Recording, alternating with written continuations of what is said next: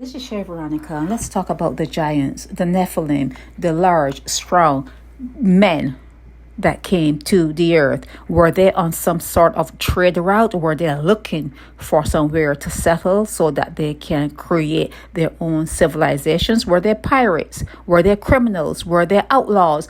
Who are the Nephilim and where do they live now?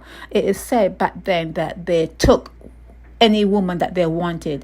So we don't have to talk about love in that particular instance. They came and maybe they had some sort of technology where the woman did not fight, the woman did not run. She was totally under the control of these space people that came to the earth. And there was another talk about people in heaven that went against the God of heaven and they were sent to the earth. So is earth a place where the criminals come? Like when in Europe, when there were, especially England, when there were criminals and you could not reform them.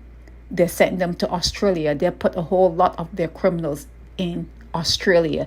Is the earth a place where space criminals come and settle down? And why is it that women get the brunt of all this?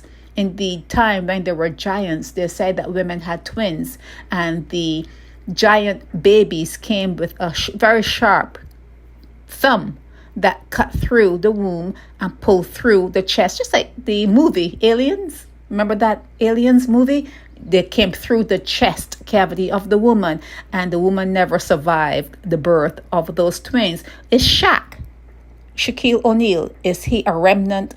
Does his DNA support the writings in your Bible that aliens were on the earth? Even after the flood, they said that the Nephilim, the giants, were still on the earth. I remember in the wilderness when the bosses in the wilderness sent some spies into Jericho, and the spies came back and said, we were like grasshoppers compared to the big people, the giants that were in Jericho. So there were giants all over the Bible.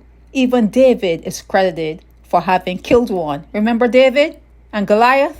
So where are the giants now? Are they living in Antarctica?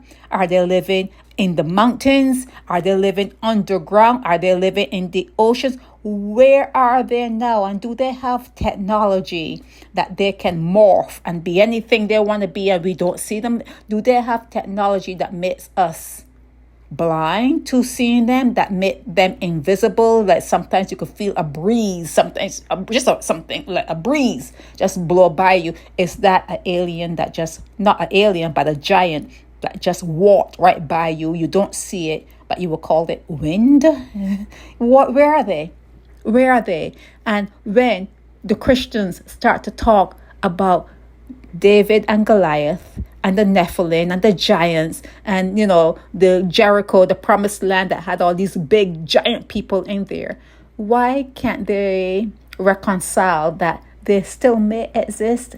Where they came from may still exist. Whatever planet or whatever outer bounds they came from may still be there. Those lands may still be there. And every now and again, criminals, outlaws, whatever they are, stop by on the earth, and we call them UFOs. We call them UFOs. Share Veronica.